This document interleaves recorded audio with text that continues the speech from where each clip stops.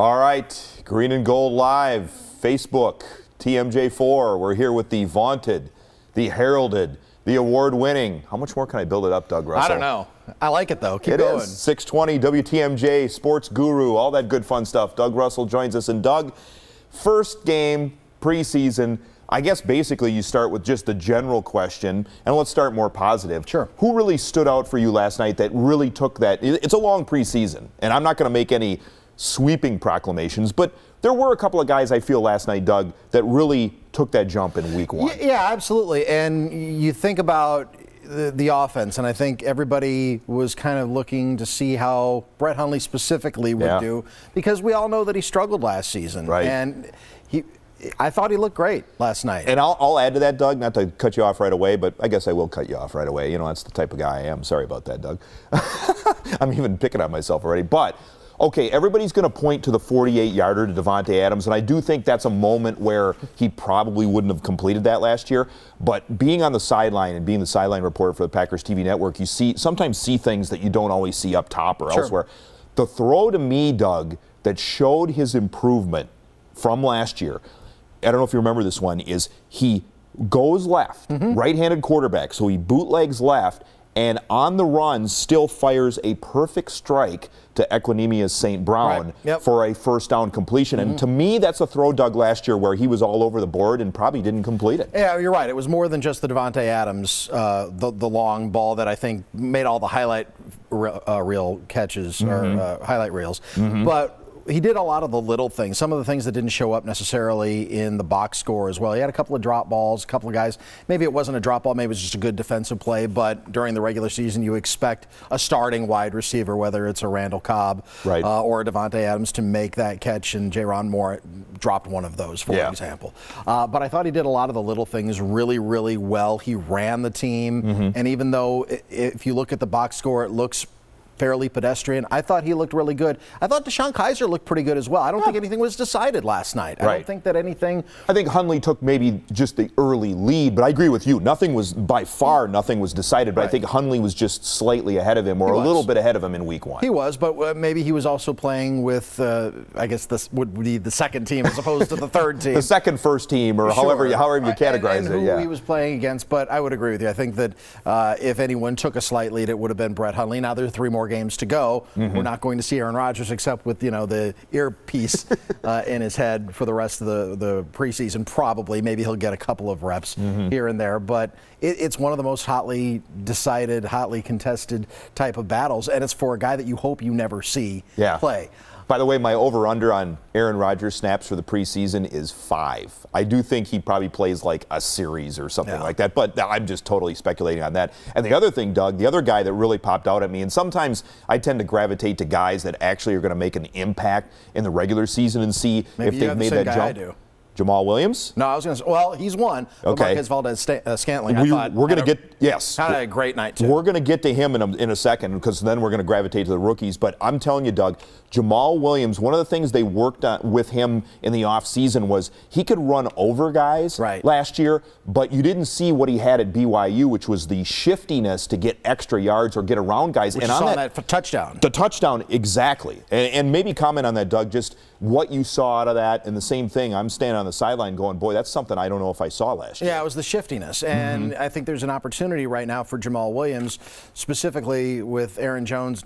He's hurt, but he also has the suspension for the first couple of games of the season. So there's an opportunity there for somebody to really step up and be that feature back for the Packers. I've never been necessarily on board with Ty Montgomery being that guy. I think that he's versatile. He can be a guy who you can give the rock to occasionally. He can obviously also play wide receiver. He can obviously also return kicks and punts. But I don't know that I see him as a feature guy at any of those positions, but he's a Swiss Army knife on offense that you need to have. So there's a place for him on this roster. So they need that feature back. So if Williams can be that guy, I think that what you saw last night was that first step toward being that guy, and specifically on that touchdown reception where he did show that shiftiness to get into the end zone. I thought that was a huge play for him. I'm still listening to you, Doug, but you know this new Facebook thing or this Facebook Live thing, you know, I got to sit and look at the phone. So I'm not ignoring Doug. I'm looking at the questions and the fans, stuff like that. And one guy, Joey Slasky, says first time seeing Doug, have heard him for years. So there's a positive. Joey's a big fan. I hope it's. He didn't say I'm a handsome devil or anything. He didn't say that you outdressed me today, but I think you did outdress me today. You're looking good there, bud. Negative, but yeah. Thank you. Thanks for tuning in. Let's talk about Marquez Valdez-Scantling, and we're going to get to Paul's question right after that. So the rookie that stood out, and you named it, and I don't think we're breaking any news here or anything like that, but did Aaron Rodgers' comments have an effect when he basically called out, without naming them, you knew who he was talking about. He named everybody else. And then didn't say the rookies. Yeah. So do you think that Marquez was the guy that really listened and took the jump last night? You hope so. I mean, this is any player that the Packers draft, and I don't care if it's certainly the first rounders, there's a lot of pressure on them, but even if it's a fifth rounder guy, you know, if you're somebody that Brian Gutekunst has thought enough of that you're going to spend a draft pick on to come in and help bolster a wide receiving core that just lost Jordy Nelson, that is really light on experience. You want to be someone that Aaron Rodgers wants to throw the ball to. And when he names everybody else, when he names Jay Kumaro, and names Gmo, which is Geronimo Allison, and a couple of handful of other guys. You know, watch how 17 practices and 18 practices and 80 practices, and he names everybody else's number but yours. Yes.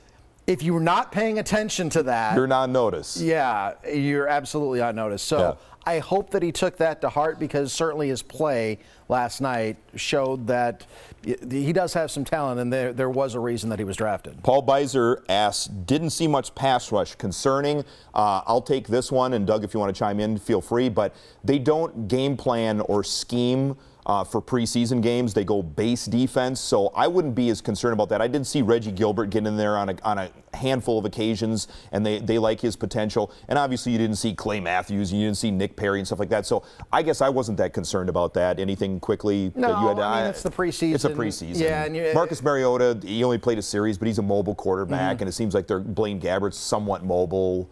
You know, right, and it's one of those instances where if you're Mike Pettin, you're not going to throw the kitchen sink at a team that, look, the final score was 31-17, but no one really pays attention to what the final score is. Right. Nor should you pay attention to what the final score is. You're trying to see how guys perform when they can actually finally hit somebody at full speed and wearing a different uniform. By the way, we're 1-1 in the fan club. Joey's your fan, and Paul just said, thanks, Lance, for the shout-out. Love your coverage. So there you go. We're even right now. You go. I feel a little better about myself. Thank you, Paul. And the other thing is Robert Kettleson says, any injuries last night? Actually, I was on the sideline, and one of the things that I said was pretty quiet night overall. You had Jerome Whitehead, who they like as a backup safety. He's kind of battling for one of those last roster spots. Did hurt his back. Don't know the extent of it at this point, but did not return to the game. I saw he was getting treatment on the sideline. And the other injury last night was Josh Jones was being evaluated for a concussion. Once again, that's kind of one of those murky things where you know, you don't know how long he'll be in the protocol or whatever, but he was taken to the locker room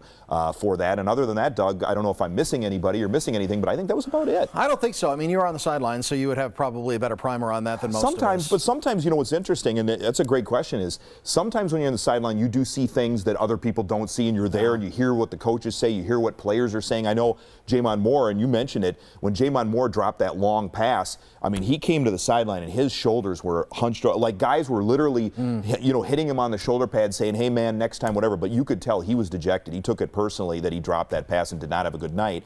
And then other times, there are so many guys on the sideline that you're kind of looking around to see what's going on, and you can't even, you don't get the same perspective as the press box. That's interesting, and doing it 4 times a year as opposed to, you know, some of the network folks who are doing it almost 17, every week. 18, 19 times a year, and get the reps in. Exactly. So what is that experience on the sidelines? It really is fun. I'm blessed to be a part. I mean, Kevin Harlan is obviously one of the best. Absolutely. One of the best in the, you know, Hall of Fame basically announcer, and then you got the Hall of Famer, Pro Football Hall of Famer James Lofton, just to be a part of that. Yeah, and me, some jabroni. You know, I always say, Doug, the jabroni from Rice Lake. I'm like the guy that warms up for the Rolling Stones, and you've heard about 2 of my hits, and then I know enough to get off the stage and let the Rolling Stones do their thing. That's my role, essentially. That's what I do.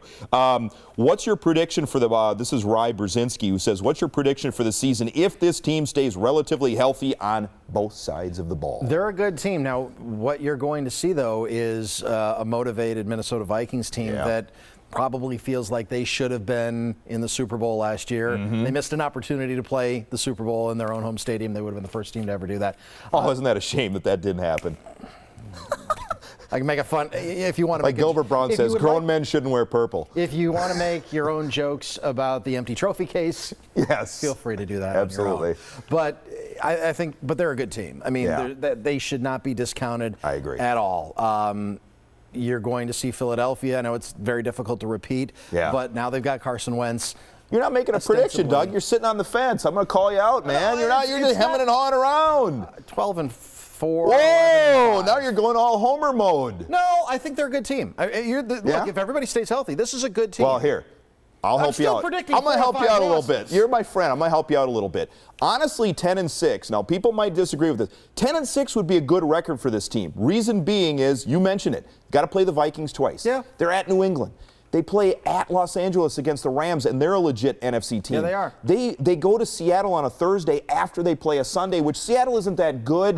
Seattle's done. But they have to travel more this year, Doug. Last year, I think it was 2 years ago, the game that they went farthest west was Minnesota. Right. It was the only game on the other side of Mississippi, and that travel does play, and your schedule does play. So I will agree that 11-5 is a possibility. I don't think 12-4 is. 11-5 would be nice. Realistically, I'm going to say 10-6 because I think they have a tough schedule, and that would not be a bad year. First of all, I hate making predictions because I'm always wrong. Oh, that's why. Like 9 times out of 10. Yeah. If I'm predicting it, it doesn't happen. Okay. So that's why I hate making predictions. predictions. Well, then just do the Costanza theory. Go the opposite direction, whatever you say. So they're not going to be 12-4. They'll be 11-5, 10-6 like me. There you go. How about that? Fine. Great reasoning. But the reason that I mentioned all of those other teams is because they are, and you mentioned the Rams. I didn't even mention the Rams. Yeah. You know, certainly they're an exciting team. Sean McVay and the offense that he's brought to that team, and Jared Goff, you know, and if really they get Aaron Donald starting back to figure it out. Defense, Yeah, I think they figured out Aaron Donald. I think they did. I think they did. So defensively, they've got their stud back. Goff coming into his 3rd season in the NFL. McVay in his 2nd season. Yeah.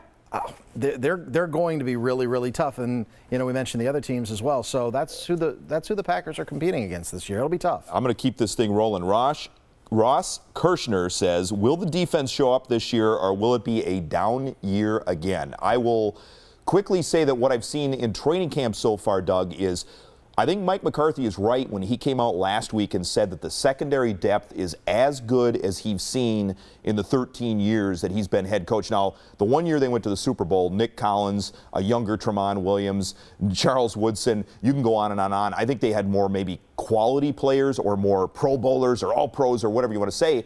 But I can't deny what he said as far as the depth goes, because other than maybe that season and that year, you see guys making picks in practice all the time. I know you've been up there, whatever. Sure. They are actually challenging the offense and picking Aaron Rodgers off in practice, and it's going to take some time. I don't think anything new is going to just happen like that. But I think under the Mike Pettine defense, they're going to make some people kind of go back on their heels. Definitely. And one of the things that I think Mike Pettine is going to bring is, you remember the last few years with Dom Capers, you wouldn't see the cornerbacks jamming receivers on the line of scrimmage. I think that's going to change. I think you're going to see a more aggressive but also a simplified defense with less, you know, meandering and moving around. And confusion and lack of communication. We saw a lot of. I mean, I think it was really troubling, and maybe this was the ultimate downfall of Dom Capers, but when you see guys leave like Casey Hayward going to the Chargers and becoming a Pro Bowler, or Micah Hyde going continues to Buffalo to excellence, and became a Pro Bowler last year, and you see these guys leaving Green Bay and then having great success somewhere else, then you got to maybe look in the mirror, turn internally and say, well, why are they having success elsewhere as opposed to here? What are we doing wrong? Absolutely. So I think with Mike Pettine, you're going to see a simplified but more, at the same time, more aggressive defense. Paul's asking another question, and since he's in my fan club, I got to always take the Paul Beiser questions. With this loaded division, will 10-6 get us in the playoffs? And that is that when I said 10-6. So let's think about this, Doug. Put on our, you know, I used to be, and I'm going to show my age, but some people are this age, in their mid-40s. I used to love getting the preseason magazines where they would make all the predictions, and maybe that's why I like predictions. And they're always wrong, and you go back and say, yeah, that was totally wrong. But let's just say this. I like the fact that in the NFC and in current football, this is my analogy, it's literally like putting 5 names in a hat, and you want to be one of those 5 names that gets drawn out to be a Super Bowl contender. You're right. You got to defer to the champs, so the Eagles, to me, put them in there. You look at the team in your division that's the closest rival or the closest to what you want to do. It's the Vikings. Then you look at the Rams, and you look at, I think the Falcons, even though maybe they're a little bit on the decline, they're still a really good team with a really good offense. And then the Packers. So you've got 5 teams, and I literally think, depending on injuries or whatever, you pick one of those names out of the hat, and that's going to be your NFC representative. And I think also, I mean, the big X factor obviously is injuries. Right. No one saw last year when Carson Wentz went down that Nick Foles was going to lead that team to a Super Bowl championship. I guess it shows how important a backup quarterback of quality can be. Yep. But when Aaron Rodgers went down, I mean, I remember Greg Matzik and I talking about this on one of the preseason. We were talking about Joe Callahan versus Taysom Hill. Right. And I would say the same thing this year when we're talking about whether or not it's going to be Deshaun Kaiser or Brett Hundley. If number 12 goes down again, it doesn't really matter. Right. Because if Aaron Rodgers goes down, any expectations that you have for the Packers right now as we sit here on August 10th, just throw them out the window, flush them down the toilet, because that's potentially where the Packers But what season does could be. matter, Doug, is what we saw a little bit of last night, where we said Hundley took a little bit of the first step, or maybe just one step ahead of Deshaun Kaiser, and they can't have, like, I won't say total collapse, but they won, what, 3 games? Because they were 4-1 going into Minnesota, and they lost that game 4-2, so they won 3 more games the rest of the way. You got to at least give yourself a shot at the playoffs. So I do think 10-6 in the NFC gives you a shot at the playoffs. 11-5 would probably be better, because it would probably either equal the Vikings or tie for the division or whatever. So it's going to be right there, I feel, right in that vicinity. 10-6 puts you on the periphery. You're on the Correct. If we're talking about it in NCAA tournament terms, you're a bubble team. Yes. At 10-6. Yeah. 11-5 should get you in. 10-6. I mean, look, they were 10-6 in 2010 when they won the Super Bowl. Yeah. But they also won a tiebreaker and were the number 6 seed, had to go on the road 3 straight weeks to beat the 1, 2, and 3 seed. Not in that order, but nevertheless, they still had to do it. Yeah. So it's one of those things that you can do it. You can ask for 10 wins at the beginning of the season, but that's not necessarily going to get you in the tournament. Different playoff format in 1989, you know, with the Magic team, Magic Man, they went 10-6 and didn't make the playoffs. I know it's a different playoff scenario, whatever. One of the other things that, is it wise to call, like, so-called experts and fans out, Doug, in your opinion? Can I get a little squirrely today, or go a little Skip Bayless on this whole thing, or whatever? It's a brave new okay, this is going to be my edgy comment of the day. For all of you people, and Doug Russell might have been one of them, because I know on talk radio they love these, like, hot takes and these talking points and get people all stirred up. Okay, were you a guy that just ripped them for taking a punter in the 5th round? Yes. Okay. Yes. Eat your words, Doug Russell. What, after 1 game? Yes, because here's the deal. I have seen this guy. I have seen this guy in training camp. J.K. Scott has not shied away from the moment. His hang time has been incredible. And last night, okay, once again, getting the sideline reporter perspective, one time they asked him, okay, we're at midfield, just kick a high pooch punt and try to put it at the 20-yard line. He put it at the 19-yard line. It was only a 31-yard punt. Average person will look at it and go, well, that wasn't a very good. No return, boom, right there. The next one was 52 yards, no return, incredible hang time. And then the kickoff almost became, you know, Titans ball at the half-yard line, because the guy couldn't field it because he put such an incredible spin. I'm telling you, okay, at the time, even I kind of scratched my head and went 5th round pick for punt. I'm telling you that this guy is going to flip the field. This guy is going to give the Packers better field position than what they've had the past few years. They haven't had that type of punter.